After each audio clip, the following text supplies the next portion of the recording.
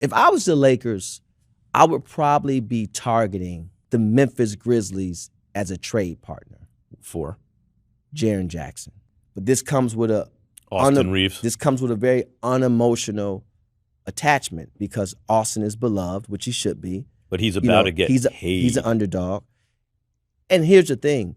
If there's a world where you can do what's best for your team and do what's best for Austin, because Austin deserves to get paid. This is the problem with players having their own podcast, or in this case, this is the problem when the most high-profile agent in the NBA, who is the agent of the most high-profile player in the league, this is the problem when they have their own podcast.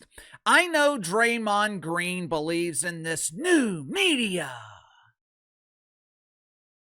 This new media where players are covering themselves, players are covering their own leagues. I know the mainstream media is completely useless. I get it. But that does not mean that this new media is the answer. Because this clip that you just saw, this is one of the problems with new media. Recently, Max Kellerman and Rich Paul collaborated together and created a podcast that absolutely no one asked for. Every week, they sit behind microphones in what appears to be a very dark dungeon, and they talk about sports. No big deal, right? The conversation you just heard, which is complete fantasy, it's similar to conversations that you hear every day on ESPN and FS1 Sports Talk Radio. If this conversation happened between Nick Wright and his white guilt and Chris Broussard, no one cares. If it's between Tony Kornheiser and Mike Wilbon, no one cares. But because this conversation was with Rich Paul, the topic of conversation is automatically linked to LeBron James. As you just heard, Rich Paul is basically advocating for the Lakers to trade Austin Reaves, who is not only a fan favorite in Los Angeles, Austin Reaves is also the Lakers' second best player.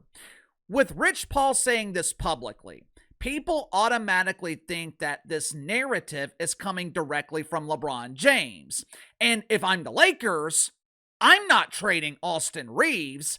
I'm doing everything I can to get rid of the real problem.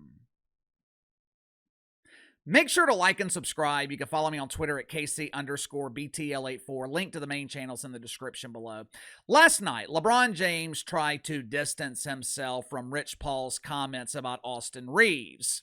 I have no control over Richard. Richard is his own man. I'm just a powerless player. If you think I told him to say that, you're a dumbass. Maybe LeBron James is telling the truth. Maybe LeBron James has never had conversations with his agent and best friend about trading Austin Reaves. To be honest with you, that could be the case. But as is often the case, the truth does not matter. The perception is the only thing that matters. One of the reasons that the truth doesn't matter here is because LeBron James is asking you to take his word for it. And we have many examples in the past where the word of LeBron James has proven to be worth the drizzling shits. By Rich Paul making these comments, he creates a potential problem in the Lakers locker room. If I'm Austin Reaves, I'm wondering if LeBron wants me traded. If I had any trust in LeBron, that trust is now gone.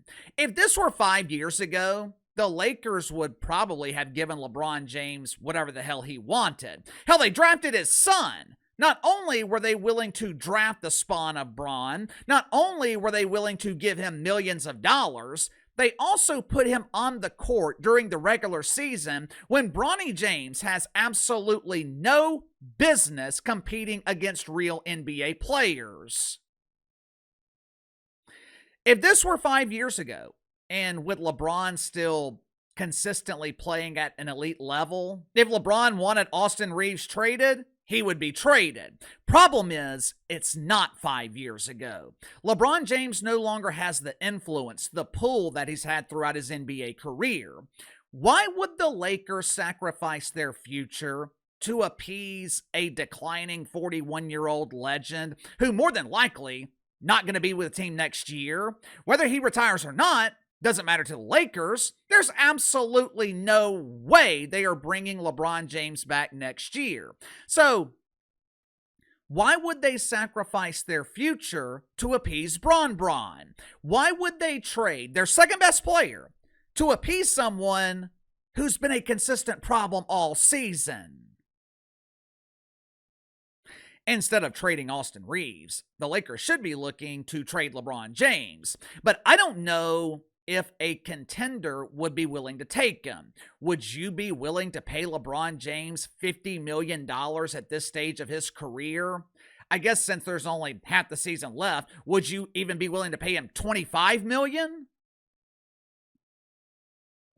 You'd have to match salaries, so you would have to trade one of your impact players in order to acquire LeBron, and it would essentially be a rental because he'll be a free agent this offseason, which likely means the Lakers are stuck with the LeBron James problem that they created.